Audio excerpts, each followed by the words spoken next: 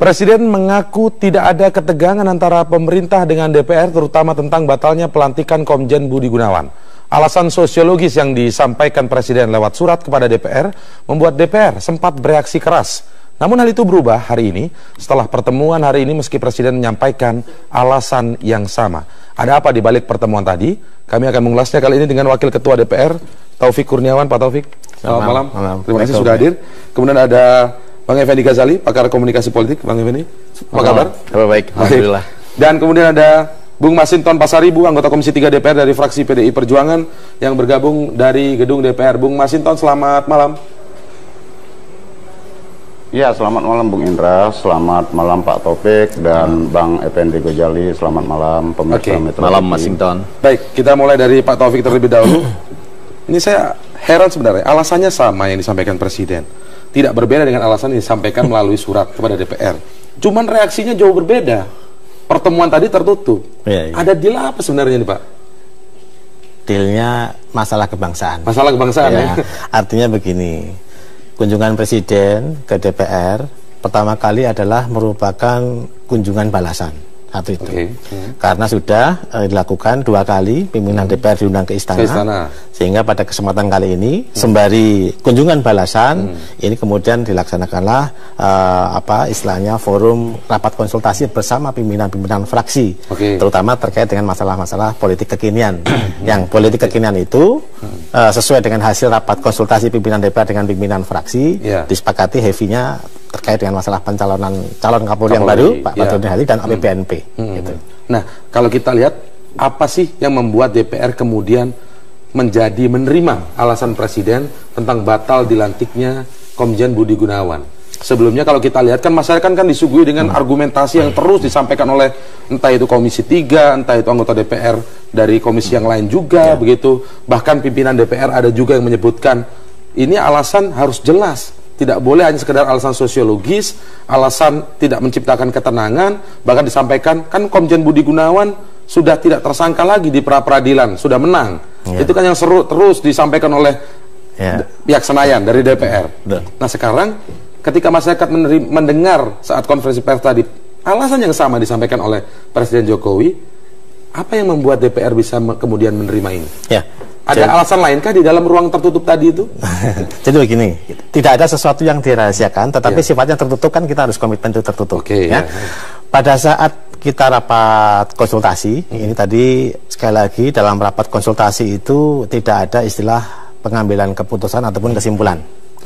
Tetapi ya dalam hal ini tentunya di situ diberi ruang seluas-luasnya pada seluruh pimpinan fraksi dan pimpinan alat kelengkapan Dewan, ada pimpinan Komisi 3, ada pimpinan Badan Anggaran, pimpinan PURT, pimpinan Dewan di situ.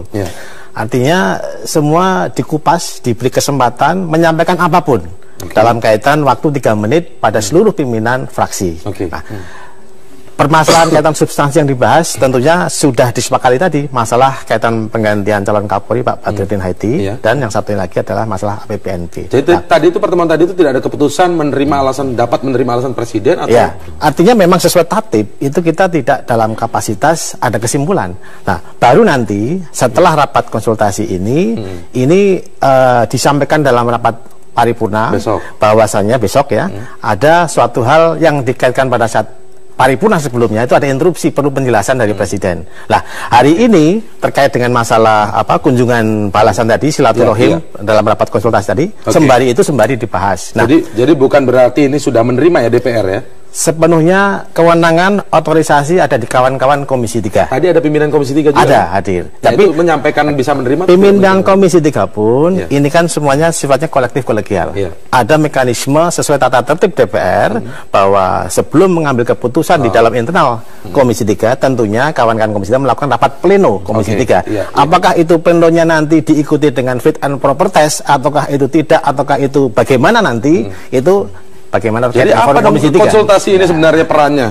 Kalau tidak ada keputusan, tidak ada kan masa kan nanti nih Presiden harus datang langsung menjelaskan, dijelaskan oleh menteri ini itu tidak ada bisa, harus Presiden datang langsung. Ketika hari ini datang langsung, Kan kesannya seperti menerima begitu. Bagaimana kalau Bang Effendi melihat pertemuan tadi ini? Kita seperti melihat sesuatu yang mula-mula digadang-gadang mencapai klimaks, lalu yang terjadi adalah anti klimaks. Tapi sebetulnya kita harus mencatat bahwa Presiden Jokowi itu seperti diuntungkan oleh konteks. Konteksnya dua, konteks waktu. Jadi memang kan lama itu persoalan BG itu sudah mengendap lama dengan reses dan segala macam.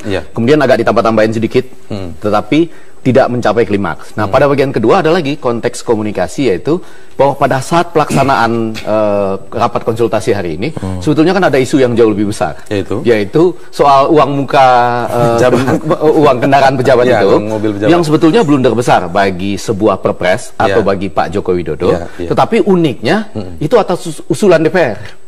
Jadi walaupun ini tawar-menawarin tadi soal itu. Enggak, bukan. Maksud saya, jadi pada hari ini sebetulnya rapat paripurna ini sedang bersaing dengan rapat konsultasi ini bersaing dengan isu uang muka yang tampil di hampir semua media sampai 158,8 miliar kira-kira gitu. Usulannya dari DPR. Jadi dalam konteks ini Pak Joko Widodo terselamatkan oleh konteks persaingan isu.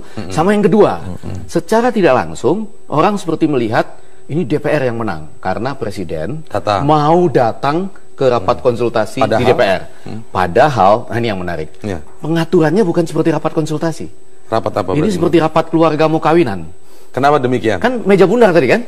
Ini kalau setahu saya ya, yang rapat konsultasi itu entah di DPR ataupun mestinya susunannya berhadapan-hadapan. Jadi ada Presiden dan pendampingnya, menteri-menteri, lalu DPR, pimpinan komisi, fraksi, BURT, Banggar itu berhadapan-hadapan mestinya. Saya nggak tahu persis siapa yang mengusulkan itu ya. Saya rasa dalam konteks yang terjadi di dalam masyarakat berhak tahu. Jadi beginilah. Siapa yang ngatur itu yang agak penting. Yang ngatur bersama-sama kita. Dalam posisi yang tadi siang kita rapat konsultasi, prinsipnya ini adalah kita membangun komunikasi efektif.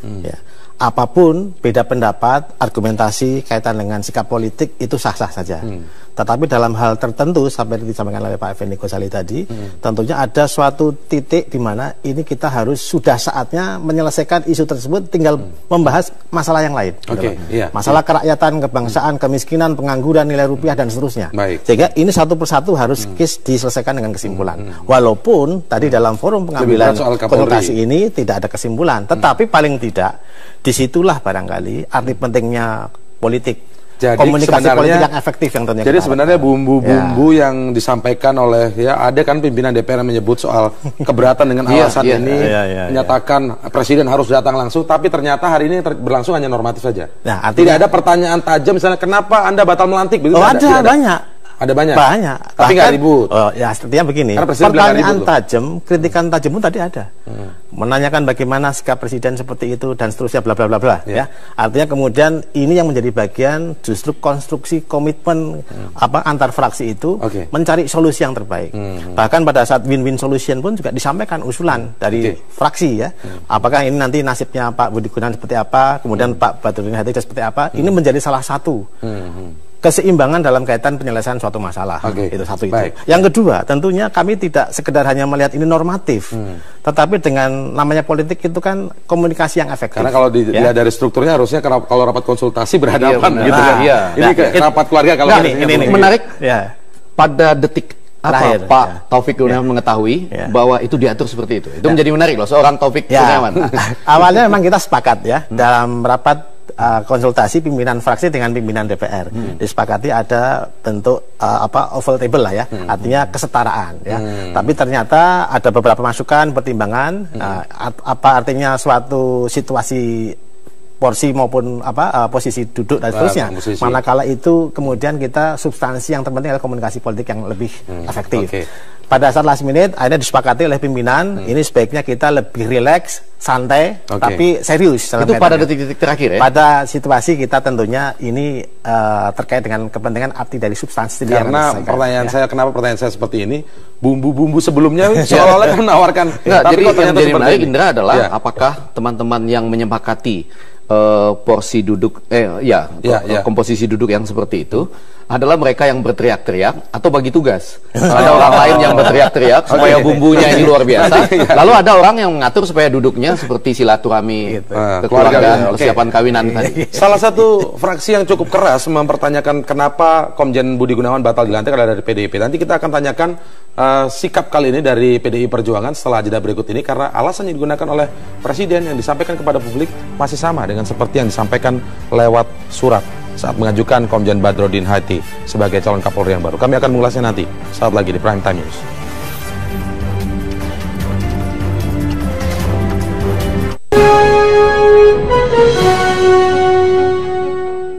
Like Facebook kami ya. Terima kasih.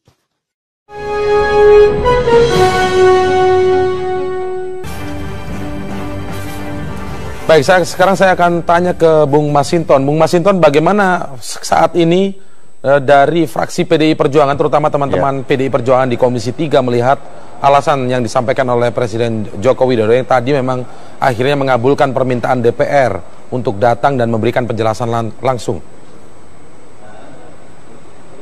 Ya, terima kasih Bung Hendra. Jadi pertama-tama kami menyampaikan apresiasi yang tinggi terhadap kehadiran Presiden dalam rapat konsultasi bersama DPR RI.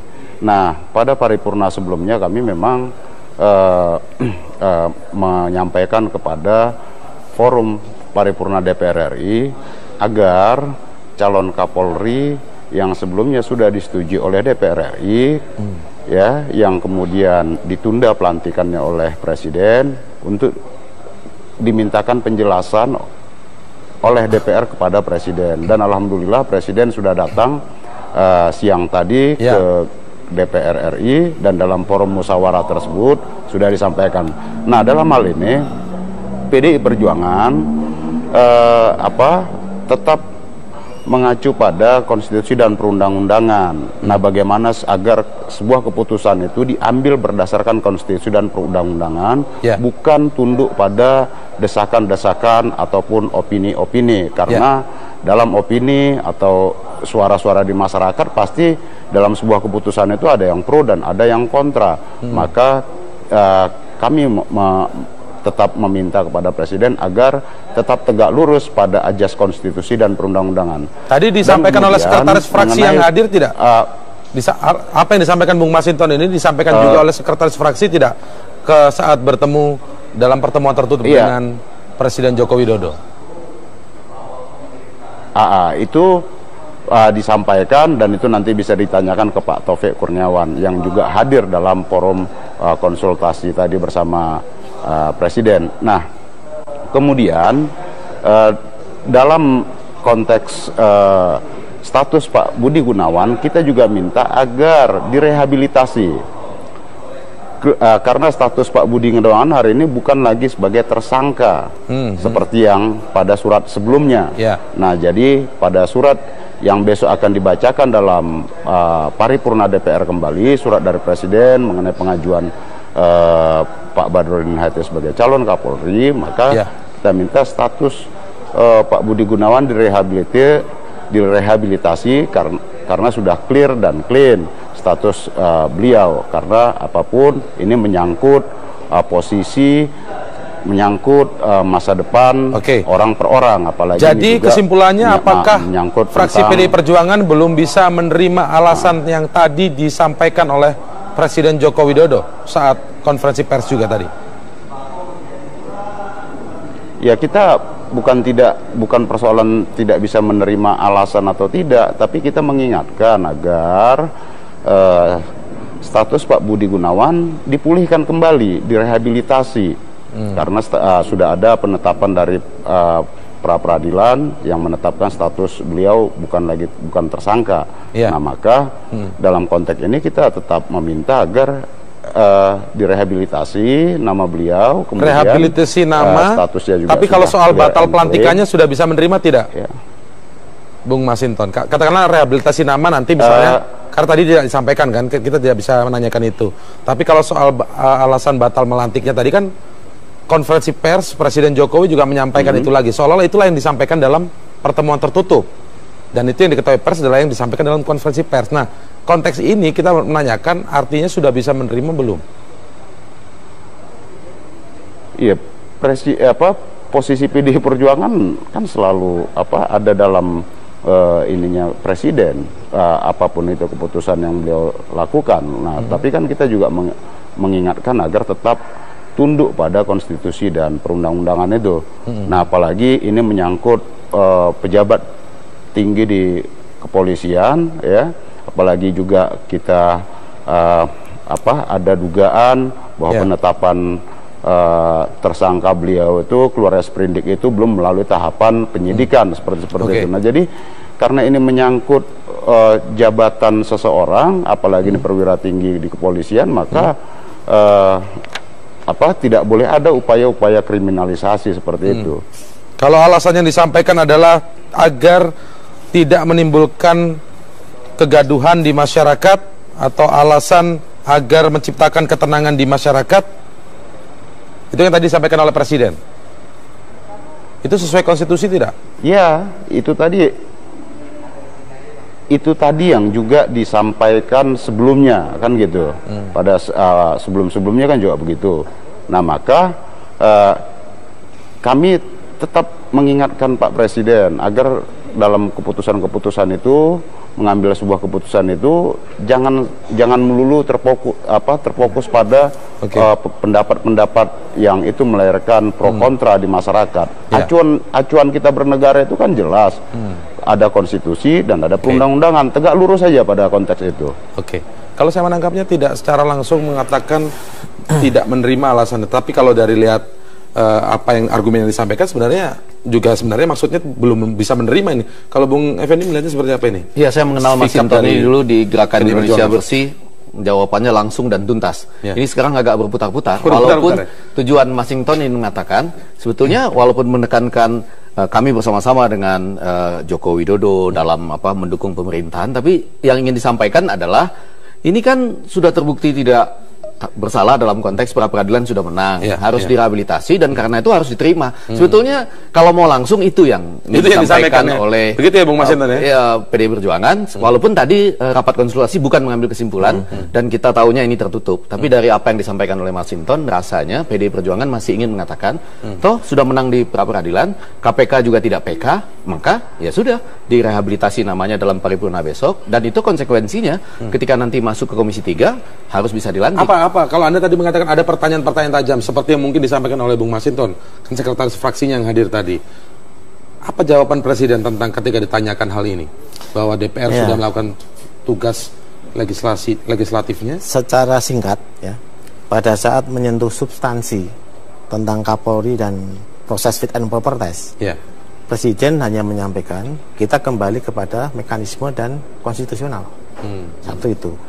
Yang kedua, terkait dengan masalah tadi hal-hal proses lebih lanjut, tentunya ini tidak boleh diintervensi siapapun, termasuk Presiden ataupun DPR sekalipun, kecuali dalam konteks fit and proper test sesuai dengan konstitusi maupun hak prerogatif Presiden tetap perlu rekomendasi persetujuan dari DPR. Nah, di luar itu tentunya dikembalikan pada mekanisme. Katakanlah kalau tidak ada hasil tidak ada keputusan dalam pertemuan tadi. Yang ditanyakan publik, apa bedanya sebelum ada pertemuan dan setelah ada pertemuan? Nah, jadi begini. Apa bedanya? Sebelum ada pertemuan, barangkali ini semuanya kan berargumentasi, berandai-andai, berbagai macam persepsi muncul. Membangun suatu fakta dengan persepsi kan sangat berbahaya dalam konteks politik. Nah, disitulah diperlukan adanya komunikasi politik yang efektif. Nah, dengan komunikasi, otomatis kan komunikasinya cair, artinya tidak ada sekat antara DPR maupun pemerintah, sepanjang tentunya ini untuk kepentingan konstitusi kita. Satu itu.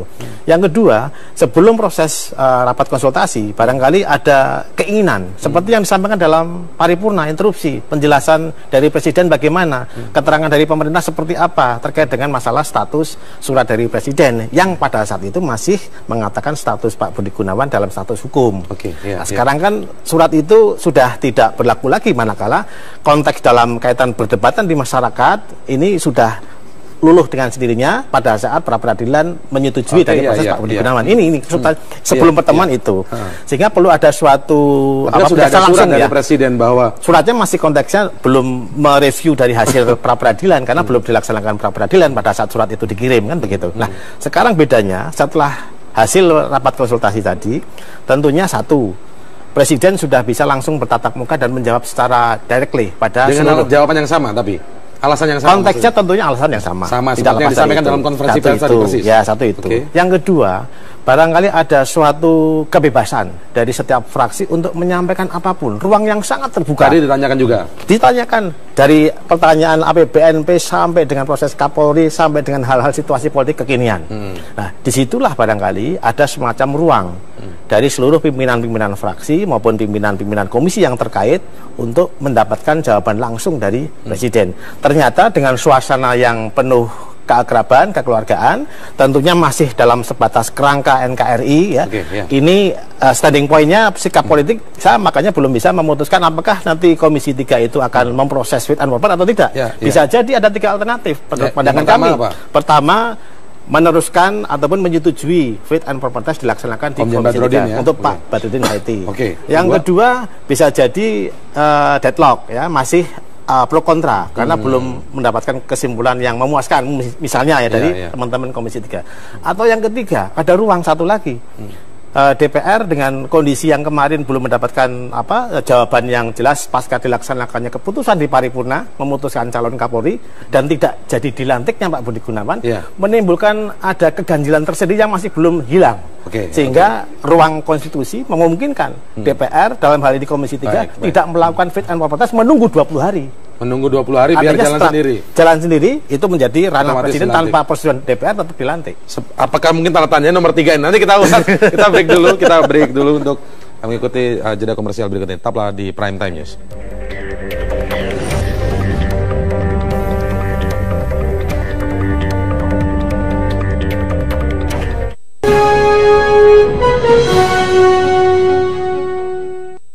Like Facebook kami ya. Terima kasih.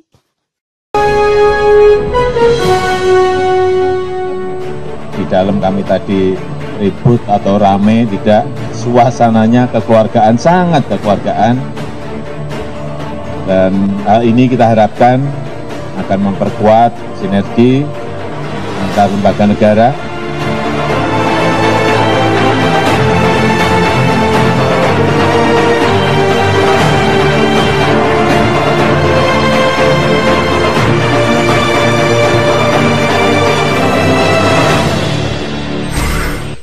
Ya, kalau seperti yang dijelaskan apa yang terjadi dalam pertemuan tertutup tadi seperti yang digambarkan oleh Pak Taufik Kurniawan begitu. Saya belum menangkap apa perbedaan dari sebelum ada pertemuan dan sudah ada pertemuan. Kalau Bang Egy sendiri melihat ada perbedaan tidak? Walaupun ada irisan tipis. Kalau kita harus garis bawahi dengan jujur, tidak ada perbedaan apapun. Penjelasannya masih sama. Secara sosiologis, ketenangan, kemudian juga tidak menimbulkan perdebatan, tapi tidak dalam konteks menjelaskan ya, berdasarkan peraturan perundangan kenapa tidak melantik ini dan kenapa memasukkan nama baru misalnya. Tapi saya menduga kesempatan tadi tidak hanya digunakan buat itu. Saya kok yakin ya, nanti silahkan dikonfirmasi. Di dalam itu juga semua fraksi mungkin menggunakan kesempatan itu untuk menyampaikan berbagai hal. Misalnya Pak, kenapa parpol kami dibikin jadi dualisme? Saya rasa ada dua partai jadi tadi. Tidak hanya bicara soal saya yakin Kapolri dan partai yang lain tadi menggunakan kesempatan itu untuk bertanya, kenapa partai kami bisa menjadi dua begini Pak? Bahkan, itu berarti bicara deal dong. Nah, bahkan saya dengar ada sekjen partai tertentu yang mengatakan, Pak, tolonglah partai kami jangan digolkarkan gitu. Ya, itu Pak Taufik benar tuh Pak Taufik. Bahkan enggak lupa saya lupa. Tambahan lagi. Berarti. Ya, tambahan lagi. Saya yakin ada juga pihak-pihak yang berusaha. Nanti kita tanya ke Pak Masinton juga. Siapa tahu mencoba menyodorkan sebuah kombinasi yang baru. Bagaimana Pak kalau Pak BG misalnya diduetkan saja sebagai wakil Kapolri misalnya gitu. Nah, hal itu sampai, lalu kemudian mungkin entah apa jawaban yang disampaikan oleh Bapak Joko Widodo di situ.